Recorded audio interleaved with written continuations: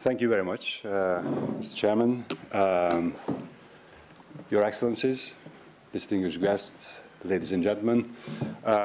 Firstly, I take it as a compliment to have the opportunity to be the last on the list, but apparently I think it was also useful for me during this presentation because all the presentations before me were really excellent, very thought-provoking.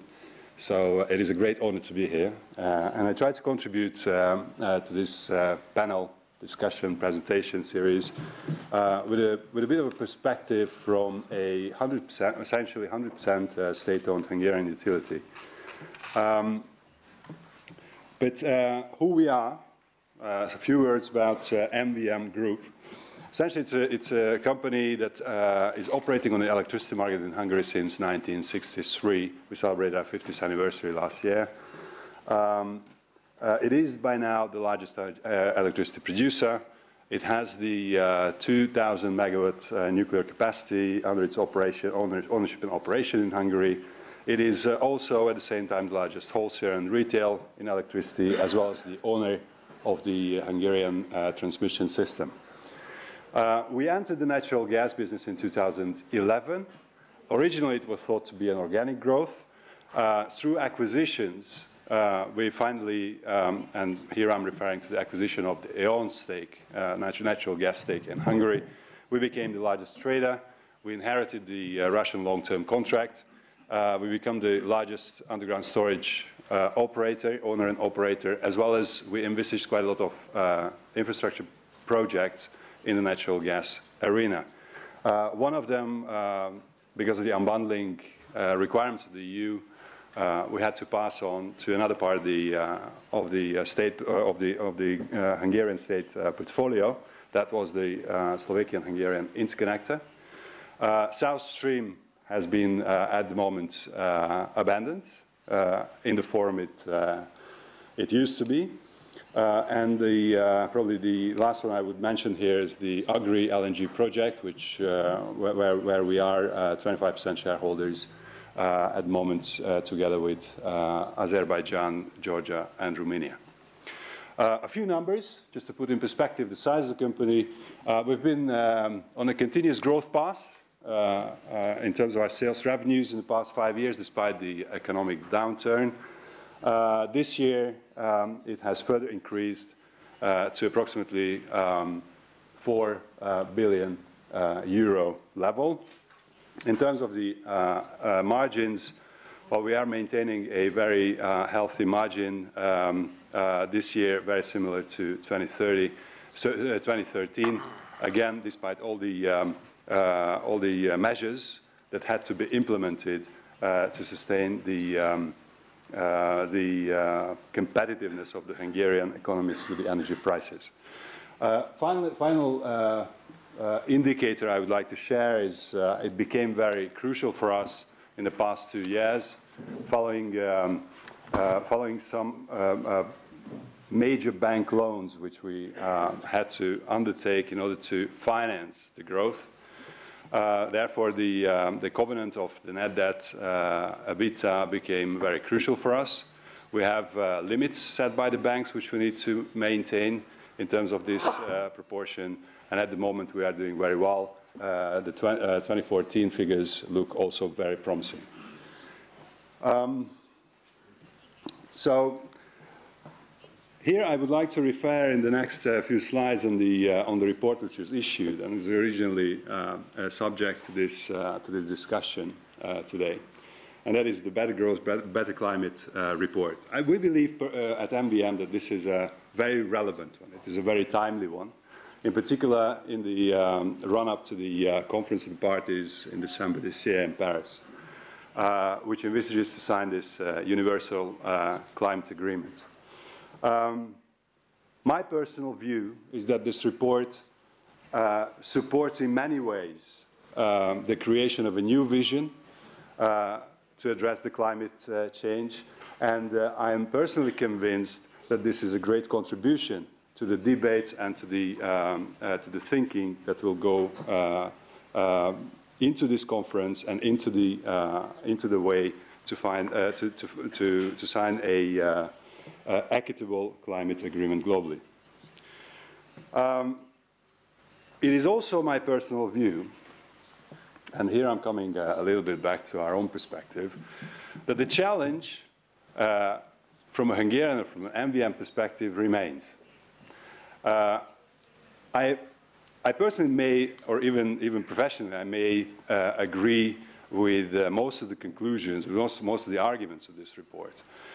But then the challenge remains is how to translate such a vision to a regional, and even more importantly, to a national or to a company or even to an individual level.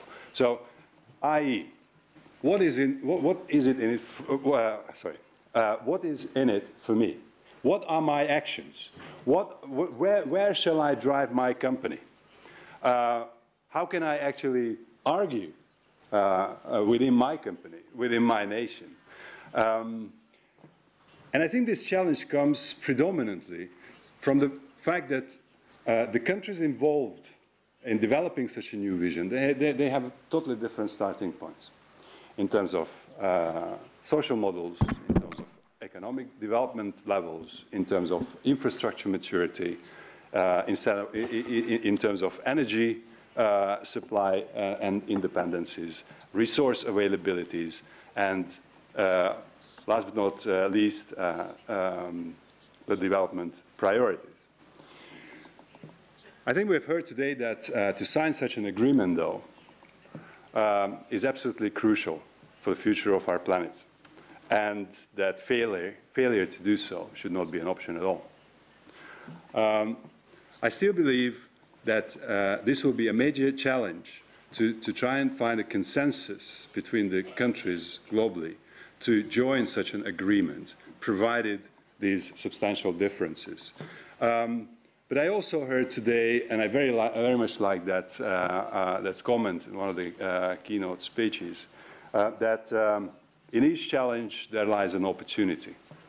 And I think I also tend to very much agree that these challenges can be overcome, and they actually provide an opportunity to rethink and potentially reshape energy policies and energy strategies within the companies. Also, of course, at international level to enhance relations. One more thought, which I picked up very recently, and that comes from the Governor of Bank of England. That phrase is the tragedy of horizon. Tragedy of horizon refers to the fact that was predominantly generated by two things. One is the economic downturn since 2008, and the other one is the very long established political cycles. And the combination of these two actually led the timeline of strategic thinking short term. So today, what we very much see in terms of strategic thinking is that because of the lack of trust in how is going to be the future like, what are going to be the policies, what are going to be the drivers, what the energy landscape will look like, what will be the geopolitical arena. The controllables today are believed to be in the time span of 2 to 3 years. In many company and economic decisions of companies, this time scale plays a major role. So to move away from this, there is a very strong need to stabilizing policies, to have plausible visions very well translated into the benefits and into actions at regional and national levels. So let's have a few words about the yet another British, by the way, British phrase, the energy trilemma, which is very well known. So this is the three key elements of a reliable and stable energy policy, and that is the security of supply. In the case of Hungary, this is predominantly means the independency and the reliability, a long-term reliability of supplies. The other angle to it is, of course, competitiveness and affordability. We have heard today that energy intensity of Hungary is rather high. Therefore, that is a comparative disadvantage of the Hungarian economy. Consequently, it is absolutely crucial for the Hungarian economy to prosper, to secure competitive and affordable energy prices, and last but not least, of course, sustainability, which we are here today for. Considering these three elements, I just came across with a so-called Energy Sustainability Index, which is published annually recently by the World Energy Committee, and on basically around these three elements of the energy trilemma, they rank all the countries in the world. Well, not all of them actually, 129 countries are on the list. But here again, Hungary ranks quite well. It is on the 31st place, actually well ahead of some of our neighboring countries like Poland, Czech Republic, Romania, or Bulgaria. Of course, it does not mean that we should sit back and relax, because there is quite a lot ahead of us, and that is pretty much formulated in the Hungarian energy strategy. In 2010, when the strategy was published, it envisaged that by 2030, the Hungarian energy sector will be based predominantly on nuclear, coal, and renewables by maintaining the gas-based generation. You can see here that, in fact, it is also planned that Hungary will become from a net importer to net electricity exporter by 2030. What does Hungary have for this? Well, we have quite abundant resource of low calorific value coal, lignite. The problem is, of course, we have heard today quite a number of times that this is a very bad thing. It's very dirty. It goes against climate. Well, I personally trust that the technological advances in the foreseeable future might actually make this technology also plausible. The other resource, of course, renewable. Now, so far, biomass and geothermal proved to be commercially viable in Hungary. To a lesser extent, so far, waste, but there is room for improvement, and there is also room for business in there.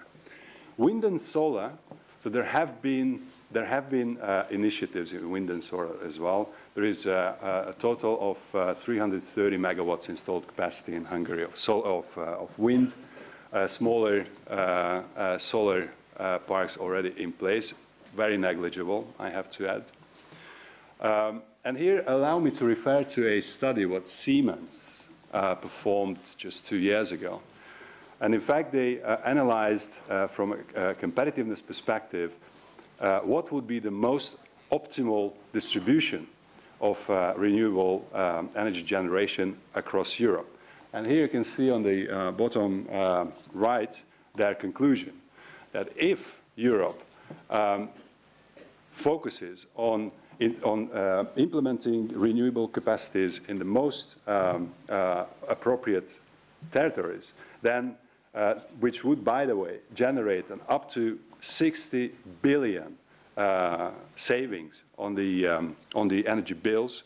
Well, in that case, the landscape in Europe would look like it is shown in the slide. So most of the wind generation in the north and photovoltaic in the south. You see that between the two there is a band where there isn't anything. Well, Hungary lies in there. So I agree, and we have been looking very closely to the developments in the photovoltaic technology, and we are constantly monitoring the opportunity to enter in Hungary into this generation field as well. But at the moment, without significant subsidies, it is still not possible. Same applies to wind. Consequently, it has a strategic importance in Hungary to rely on nuclear power.